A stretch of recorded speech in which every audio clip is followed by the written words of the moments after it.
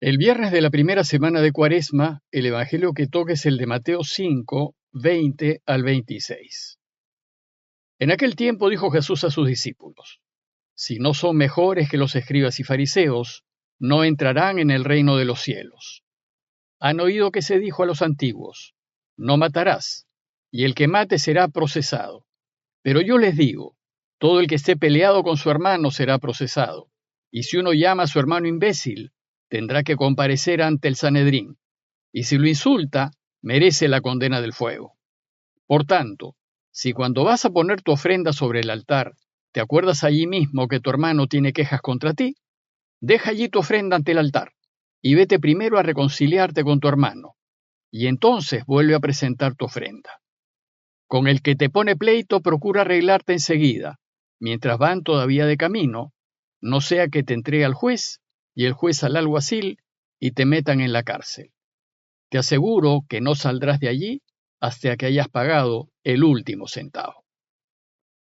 Como seguramente recuerdan, el Evangelio de Mateo está dirigido principalmente a judíos que se han convertido al cristianismo, y en consecuencia, en su Evangelio va a hacer muchas referencias a la ley de Moisés, muy conocidas por los judíos, y va a enseñarnos cómo la ley del reinado de Dios, que trae Jesús, supera con creces a la ley de Moisés. El relato de hoy es parte del Sermón del Monte y empieza con Jesús diciéndole a sus discípulos, es decir, a nosotros: si no son mejores que los escribas y fariseos, no entrarán en el reino de los cielos. Los escribas, y especialmente los fariseos, se distinguían de los demás por ser muy cumplidores, al pie de la letra, de lo que mandaba la ley.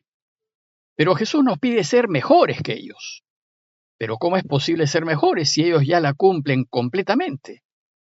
Efectivamente, ellos observan la ley totalmente, pero observan la letra de la ley, lo que está escrito. En cambio, aquí Jesús nos invita a observar su espíritu. Es decir, a no limitarnos a lo que dice el papel, sino a preguntarnos: ¿cuál es la intención de la norma? ¿Qué es lo que pretende regular? ¿Qué desea enmendar y corregir? Pues la letra no puede describir ni regular todas las situaciones y casos especiales que se puedan presentar. En cambio, vivir según el espíritu de la ley, es decir, ser mejores, sí hace posible hacer frente y solucionar todos los casos especiales. Al invitarnos a ser mejores que escribas y fariseos, Jesús nos invita a pensar y mirar al mundo desde el corazón de Dios como lo vería Él. ¿Qué es lo que Jesús haría en una situación así? ¿Cómo resolvería el problema? En esta sección del Sermón del Monte, Jesús va a repasar algunas normas de la ley y nos invita a proceder según el espíritu de ella. Y en el texto de hoy, lo primero que revisará será nuestra relación con los demás. Y en concreto, y si queremos vivir como Jesús desea, ¿cómo debemos tratar al que nos hace daño, al prójimo que nos ofende? Nos enseñará qué deberíamos hacer cuando nosotros hacemos daño. El primer ejemplo de su enseñanza lo toma del quinto mandamiento: no matar. La ley de Moisés enseña claramente en Éxodo 20:13: no matarás. Y Jesús empieza recordándoles eso. Han oído que se dijo a los antiguos: no matarás. Lo que sucedía es que en la antigüedad la vida de las personas tenía muy poco valor. Y ante cualquier malestar, con mucha facilidad el perjudicado le quitaba la vida al otro. Hoy, desgraciadamente, en muchas situaciones sucede lo mismo. La vida del otro, la de la mujer, la del pobre, la del indígena, la del migrante, no vale. Y entonces lo que la ley de Moisés buscaba enseñar es que la vida de todos es muy valiosa, pues viene de Dios y nadie tiene ni la autoridad ni el derecho de quitársela al otro. Pero el problema de la ley era la pena y el castigo por matar. Dice Jesús que según la ley, el que mate será procesado, es decir, se le juzgará, será reo ante el tribunal. Y la sentencia de la ley para aquel que era encontrado culpable de matar era la muerte. Pues dice Éxodo 21:12, el que hiera mortalmente a otro, morirá. Y entonces, ¿cómo quiere Jesús que procedamos los que somos sus discípulos? ¿Qué es lo que Él espera de quienes queremos seguir su modo de vivir? Yo les digo, dice Jesús, el que me sigue no solo no debe matar, sino, dice el texto, todo el que esté peleado con su hermano será procesado. Jesús ni siquiera quiere que nos molestemos con el otro. Él desea que tratemos a aquel que nos quiere ver muertos de la misma manera como Él trató a Judas. Es decir, le lavó los pies y compartió con él la última cena. Pues para Jesús basta el hecho de pelearnos con nuestro prójimo para que seamos reos ante el tribunal, merecedores de una condena. Por tanto, para Él, el mandamiento de no matar no solo se rompe con el acto de matar, es decir, uno no solo mata quitando la vida, también mata con el pensamiento. Tal vez hoy nosotros no lleguemos al extremo de matar, pero sí se nos puede pasar por la cabeza el deseo de ver muerto al que nos ha hecho daño. Y esto para Jesús es matar. Basta desear que le vaya mal a nuestro enemigo para ir en contra de los deseos de Dios.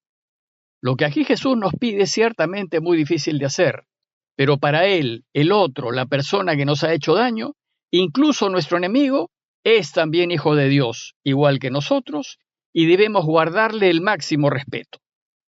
Pues Dios lo quiere con el mismo amor con el que nos quiere a nosotros. Y por tener al mismo Padre Celestial, nos pide que actuemos como hermanos, que tengamos misericordia ante las limitaciones del otro y que nos compadezcamos ante su fragilidad. Es decir, que los disculpemos y no tomemos a pecho el daño que nos puedan hacer. Bueno, pues esto que nos pide Jesús es realmente revolucionario y supone un cambio de 180 grados en nuestro corazón, una verdadera conversión. Sin embargo, esto que nos pide es el cimiento para la construcción de un mundo sin mal, y es la primera piedra de nuestra felicidad.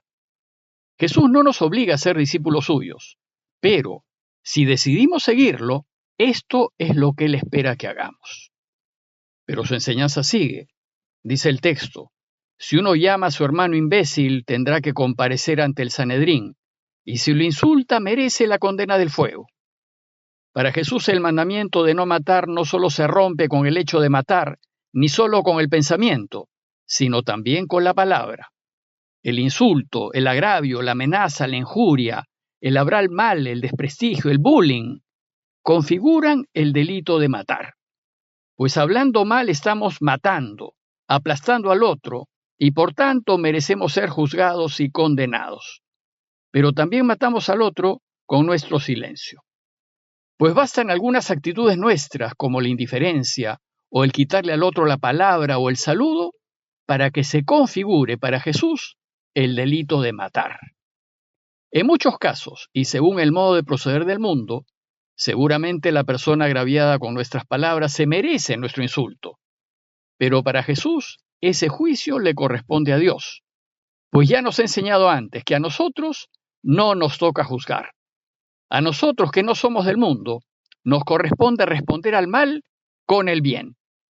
Pero hasta ahora hemos visto el lado de aquel que ha sido ofendido. Sin embargo, Jesús también se refiere aquí a aquel que ofende, a nosotros cuando hacemos daño. ¿Cuál debe ser el proceder de un discípulo suyo cuando ofende al otro? Si somos sus discípulos y queremos caminar su camino, pero a causa de nuestras debilidades y pecados, pues nadie está libre de ellos, hacemos daño al otro, ¿qué debemos hacer? Lo primero ciertamente es reconocer nuestra falta, tener la madurez y la humildad suficiente para aceptar que hicimos mal y que no debimos hacer lo que hicimos. Y lo segundo, Él espera que nos reconciliemos con aquel que hemos ofendido, que le pidamos disculpas. Dice el texto, si cuando vas a poner tu ofrenda sobre el altar te acuerdas allí mismo de que tu hermano tiene quejas contra ti, deja allí tu ofrenda ante el altar y vete primero a reconciliarte con tu hermano y entonces vuelve a presentar tu ofrenda. Lo primero que nos dice Jesús es que es imposible estar bien con Dios si estamos mal con alguna persona, con alguno de sus hijos, con alguno de nuestros hermanos. Aquí la ofrenda sobre el altar representa todas nuestras oraciones, misas, rosarios, sacramentos, propósitos, votos, promesas. Es decir, todo nuestro deseo y esfuerzo por mantener una buena relación con Dios. Jesús me enseña que mi ofrenda no sirve de nada si alguno tiene alguna queja contra mí, si ha sido herido u ofendido por mí. Pues es imposible mantener una cercanía con Dios si he hecho algún mal a otra persona y no lo he arreglado. Cuando esto sucede, a Dios no le llegan mis oraciones. El verso final del relato de hoy nos sirve de conclusión, pues en él Jesús nos anima a arreglar nuestras cuentas, a pedir disculpas, a reparar todo daño que hayamos hecho. Y nos dice, con el que te pone pleito, procura arreglarte enseguida, mientras van todavía de camino, no sea que te entregue al juez y el juez al alguacil y te metan en la cárcel. El ejemplo que nos pone es el de alguna estafa o fraude o que no hemos cumplido con nuestros compromisos económicos. Cuando eso sucede hay que arreglar la deuda y pagar antes de terminar enjuiciado y encarcelado.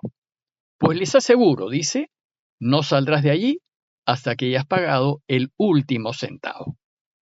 De la misma manera, debemos hacer nosotros.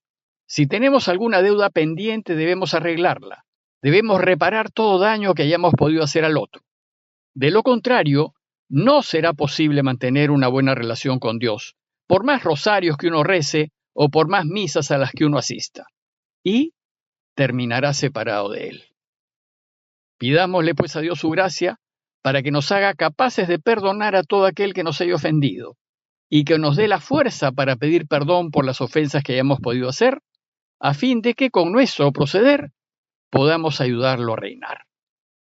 Parroquia de Fátima, Miraflores, Lima.